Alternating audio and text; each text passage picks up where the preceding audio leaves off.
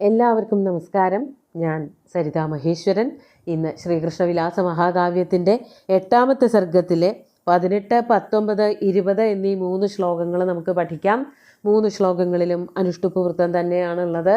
ദേവി എന്താണ് കംസനോട് പറയണത് എന്നുള്ളതാണ് ഇവിടെ പറയണത്. കംസൻ അതൊക്കെ നാരദനോട് പറഞ്ഞു കൊടുക്കുകയാണ് ചെയ്യണത്. ആദ്യം 18ാമത്തെ ശ്ലോകം നോക്കാം. ജാതസംപ്രതിമേദിന്യാം നിഹന്താ തവ ദുർമതേ ആത്മനശ്ചിന്തയ ക്ഷിപ്രം ബന്ധുഭിः സഹിതോ ഹിതം. നമുക്കാദ്യം പദച്ഛേദം നോക്കാം. ജാത സംപ്രതി മേദിന്യാം നിഹന്താ തവ ദുർമതേ ആത്മനഃ ചിന്തയ ക്ഷിപ്രം ബന്ധുഭിः സഹിത ഹിതം. ഇവിടെ ഭഗവതി മുകളിൽ അങ്ങനെ വിരാജിച്ച് നിന്നുകൊണ്ട് കംസനോട് പറയാണ്, ഹേ ദുർമതേ. ദുർമതി എന്ന് പറഞ്ഞാൽ ധാർഷ്ട്യത്തോടു കൂടി ഏറ്റവും ദുഷ്ടതരം മാത്രം നിറഞ്ഞു നിൽക്കുന്നതായ മതി, ബുദ്ധി. വേണ്ടാത്ത കാര്യങ്ങൾ മാത്രമേ ചെയ്യാറുള്ളൂ. മറ്റുള്ളവരെ ആക്രമിക്കുക, കൊല്ലുക തുടങ്ങിയിട്ടുള്ള ചീത്ത പ്രവൃത്തികൾ മാത്രം ചെയ്തുകൊണ്ടിരിക്കുന്ന, അതിനുവേണ്ടി എപ്പോഴും പദ്ധതി ഇട്ടുകൊണ്ടിരിക്കുന്ന ഹേ ദുർമതേ, ഏറ്റവും ദുഷ്ടനായിട്ടുള്ള രാജാവേ കംസ, അതാണ് ദുർമതേ എന്ന് വിളിച്ചത്. സംപ്രതി ഇപ്പോളാകട്ടെ, മേദിന്യാം ഈ ഭൂമിയിൽ, തവ നിഹന്താ ജാത അങ്ങയുടെ നിഹന്താവായിട്ടുള്ള ദേവകിയുടെ മകൻ ജനിച്ചു കഴിഞ്ഞിരിക്കുന്നു. അപ്പോൾ കംസനാകെ ഇളിഭ്യനായിപ്പോയി. കംസനാകെ അബദ്ധമായി ചെയ്തത് എന്ന് മനസ്സിലാക്കാൻ പറ്റി. എന്തുകൊണ്ടാണെന്നുണ്ടെങ്കിൽ ഇതുവരെ കുറേ കുട്ടികളെ കൊന്നൂലോ, അതിലൊന്നും ഈ തന്നെ വധിക്കാൻ വരുന്ന പരബ്രഹ്മസ്വരൂപിയായിട്ടുള്ള ഭഗവാൻ പെട്ടില്ല. എവിടെയാ പോയി ജനിച്ചത്, ഏത് വഴിയാണ് വന്നത് എന്നുള്ളതൊന്നും കംസന് മനസ്സിലാക്കാൻ പറ്റാതെ പോയി. അതാണ് ദേവി പറഞ്ഞത്, ഈ മേദിനിയിൽ ഭൂമുഖത്ത് നിൻ്റെ അടുത്ത് തന്നെ, വലിയ ദൂരത്തൊന്നും അല്ലാതെ നിൻ്റെ അന്തകൻ ജനിച്ചിട്ടുണ്ട് കംസ, നീയ് നിൻ്റെ രക്ഷ നോക്കിക്കോ. അതാണ് പറയണത്. നിഹന്താ ജാത, നിഹന്താവ് ജനിച്ചു കഴിഞ്ഞിരിക്കുന്നു. ബന്ധുഭിः സഹിത ആത്മനക്ഷിതം ക്ഷിപ്രം ചിന്തയ. ബന്ധുഭിः സഹ, ബന്ധുക്കളോടൊക്കെ കൂടിയിട്ട്, ഒറ്റയ്ക്ക് എന്തായാലും പറ്റില്ല, ആരെയൊക്കെ കൂട്ടിയാലും പറ്റില്ല, എന്നാലും നീ വേണമെങ്കിൽ അങ്ങനെ ആലോചിച്ചോ, അല്ലെങ്കിൽ പദ്ധതികൾ ഉണ്ടാക്കിക്കോളൂ, രക്ഷപ്പെടാനുള്ള വല്ല മാർഗമുണ്ടോ എന്നുള്ളത് ആലോചിച്ചോളൂ എന്നാണ് പറയണത്. ബന്ധുഭിः സഹ, നിൻ്റെ കൂട്ടുകാരോടും ബന്ധുക്കളോടും ഒക്കെ കൂടിയിട്ട്, ആത്മനഹിതം അവരവർക്ക് നല്ലതെന്താണ് എന്നുള്ളത്, ക്ഷിപ്രം ചിന്തയ വേഗം തന്നെ ആലോചിച്ചോളൂ. അപ്പോൾ ഒരു സൂചന അവിടെ ഉണ്ട്. ഇത്തരത്തിലുള്ള ചീത്ത പ്രവൃത്തികൾ ചെയ്താൽ ഇനിയും നീ ദുഷ്ടനായി തീരും, നിന്നെ വേഗം തന്നെ ഭഗവാൻ മഹാവിഷ്ണു വന്ന് വധിക്കും. ഇനി അതല്ല, നന്നാവാനാണെന്നുണ്ടെങ്കിൽ എന്തെങ്കിലും രക്ഷയുണ്ടോയെന്ന് അറിയില്ല, എന്നാലും നല്ലതെന്തെങ്കിലും ചിന്തിച്ചോളൂ എന്നാണ് പറയണത്. അതാണ് അവരവർക്ക് നന്മ വരുത്തുന്നത്. ആത്മനഹിതം, ഹിതം എന്ന് പറഞ്ഞാൽ നന്മയുണ്ടാവുന്നതാണ്. നമുക്ക് നന്മയുണ്ടാക്കുന്നതിനെയാണ് ഹിതം എന്ന് പറയുക, നമുക്ക് ഇഷ്ടമുള്ളതിനെയാണ് പ്രിയം എന്ന് പറയുക. അപ്പോൾ ഇവിടെ ദേവി പറഞ്ഞത്, നീ നിനക്ക് ഹിതം എന്താണ് എന്നുള്ളത് ആലോചിച്ച് ചെയ്തോളൂ. ബന്ധുക്കളൊക്കെ ആയിട്ട് കൂട്ടുകൂടി അവരോടൊക്കെ കൂടി ചേർന്ന് ആലോചിച്ചിട്ട് എന്താ വേണ്ടതെന്ന് വെച്ചാൽ ചെയ്തോളൂ. അല്ലാതെ ഇത്തരത്തിലുള്ള പ്രവൃത്തികളുമായിട്ട് മുമ്പാക്കം പോയിട്ടുണ്ടെങ്കിൽ നിൻ്റെ ജീവിതം വേഗം തന്നെ അവസാനിക്കും എന്നുള്ള ഒരു വരാൻ പോകുന്ന ആപത്തിൻ്റെ ഒരു സൂചന കൂടിയാണ് ഭഗവതി കംസന് കൊടുത്തത്. അപ്പോൾ നിൻ്റെ ഹിതം നീ തന്നെ കണ്ടുപിടിച്ചോളൂ, ഏതാ വേണ്ടത് എന്ന് നിനക്ക് തീരുമാനിക്കാം. ഇനി എന്തൊക്കെ ചെയ്തിട്ടും കാര്യമൊന്നുമില്ല, നിൻ്റെ അന്തകൻ ജനിച്ചു കഴിഞ്ഞിരിക്കുന്നു എന്ന് ദേവി കംസനൊരു മുന്നറിയിപ്പ് കൊടുക്കുകയാണ്. അതാണ് ഇവിടെ വർണ്ണിച്ചിരിക്കുന്നത്. ഈ കഥയൊക്കെ കംസൻ നാരദനോട് പറയുകയാണ് ചെയ്യണത്. നമുക്ക് 19ാമത്തെ ശ്ലോകം കൂടി നോക്കാം. ഏവമുക്ത്വാ ദിവം സാഗാദുദ്ഗ്രീവേണ മയേക്ഷിത സേവിതാ സിദ്ധഗന്ധർവയക്ഷ വിദ്യാധരോരഗൈ. ആദ്യം പദച്ഛേദം പറയാം. ഏവം ഉക്ത്വാ ദിവം സാ അഗാദ് ഉദ്ഗ്രീവേണ മയാ ഈക്ഷിത സേവിത സിദ്ധഗന്ധർവയക്ഷ വിദ്യാധരോരഗൈ. 2ഉം 3ഉം വരിയിൽ, 2ഉം 3ഉം അല്ല, 3ഉം 4ഉം വരികളിൽ സേവിത എന്നുള്ളത് ഒരൊറ്റ വാക്ക് കഴിഞ്ഞാൽ പിന്നെ ഒരു വലിയ സമസ്ത പദമാണ്. എന്നിട്ട് കംസൻ എന്താണ് ഇങ്ങനെ നോക്കിക്കൊണ്ട് നിൽക്കുമ്പോൾ എന്താ സംഭവിച്ചതെന്ന് പറയാണ്.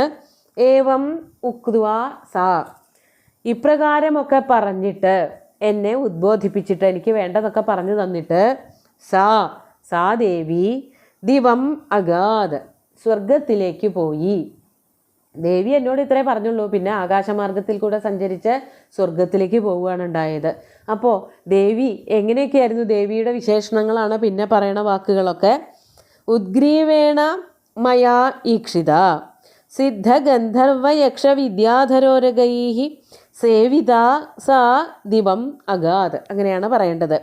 ഉദ്ഗ്രീവേണ, ഗ്രീവ എന്ന് പറഞ്ഞാൽ കഴുത്ത്, ഉദ്ഗ്രീവം എന്ന് പറഞ്ഞാൽ കഴുത്ത് പൊക്കി പിടിച്ചുകൊണ്ട്, അതായത് മുകളിലേക്ക് നോക്കുമ്പോൾ സ്വാഭാവികമായിട്ട് കഴുത്ത് ഉയരുമല്ലോ, അങ്ങനെ മുഖമുയർത്തി നോക്കിക്കൊണ്ട് നിൽക്കുമ്പോൾ, അതാണ് ഉദ്ഗ്രീവേണ ഈക്ഷിത മയാ, മയാ ഈക്ഷിത, ഈക്ഷിത മയ എന്നല്ല, മയാ ഈക്ഷിത, മുഖമുയർത്തി എന്നാൽ നോക്കപ്പെട്ടുകൊണ്ടും.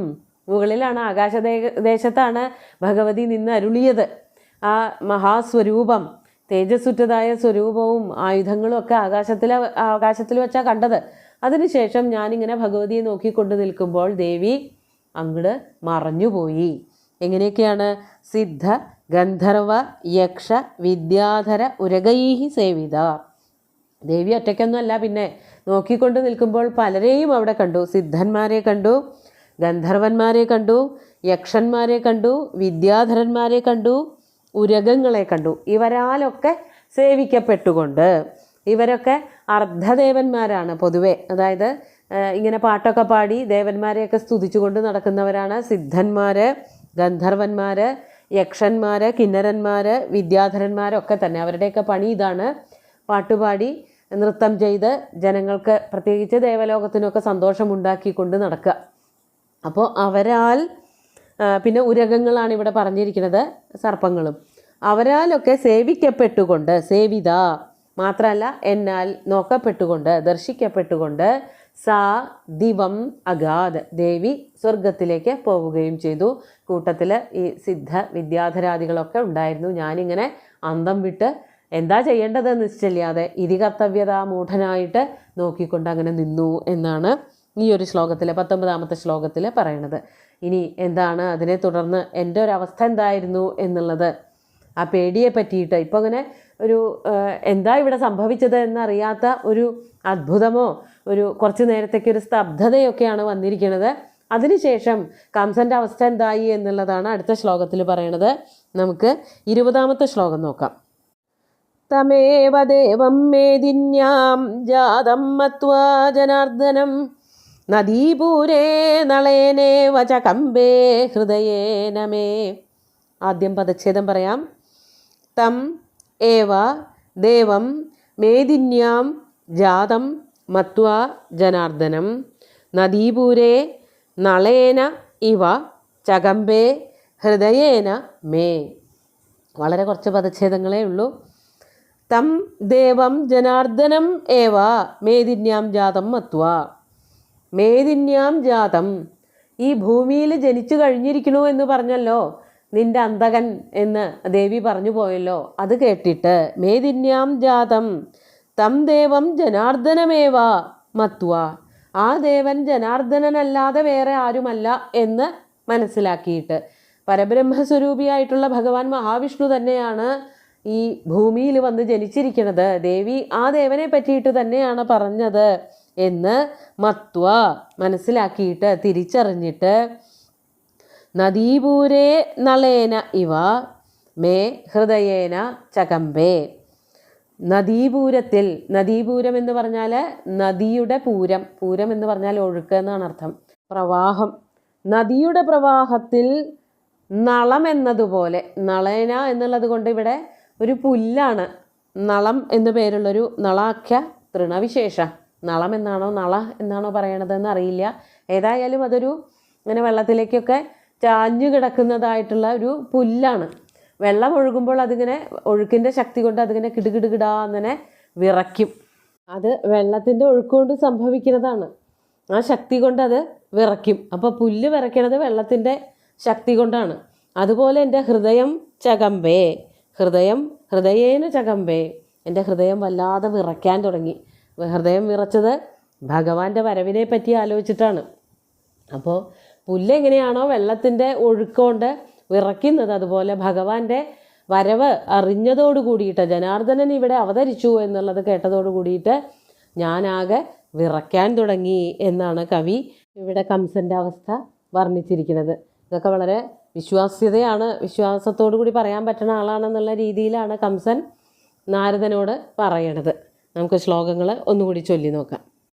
ജാതസംപ്രതിമേദിന്യാം നിഹന്താ തവ ദുർമതേ ആത്മനശ്ചിന്തയ ക്ഷിപ്രം ബന്ധുഭിः സഹിതോ ഹിതം ഏവമുക്ത്വാ ദിവം സാഗാദുദ്ഗ്രീവേണ മയേക്ഷിത സേവിതാ സിദ്ധഗന്ധർവയക്ഷവിദ്യാധരോരഗൈः തമേവ ദേവം മേദിന്യാം ജാതം മത്വാ ജനാർദ്ദനം നദീപൂരേ നളേനേവ ച കമ്പേ ഹൃദയേന മേ.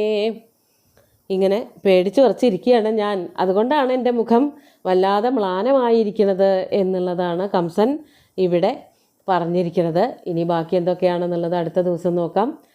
കംസൻ്റെ അവസ്ഥകൾ, നാരദൻ എന്തൊക്കെയാണ് അതിന് മറുപടി പറയണത് എന്നുള്ളതൊക്കെ വരുന്ന ശ്ലോകങ്ങളിൽ കവി വർണ്ണിക്കുന്നുണ്ട്. സുന്ദരമായിട്ടുള്ള 3 ശ്ലോകങ്ങളും ഭഗവാന്റെ കാൽക്കൽ അർപ്പിച്ചുകൊണ്ട് ഗുരുവായൂരപ്പനെ സാഷ്ടാംഗം നമസ്കരിച്ചുകൊണ്ട് എല്ലാവർക്കും ശുഭദിനം നേർന്നു നിർത്തട്ടെ. നന്ദി.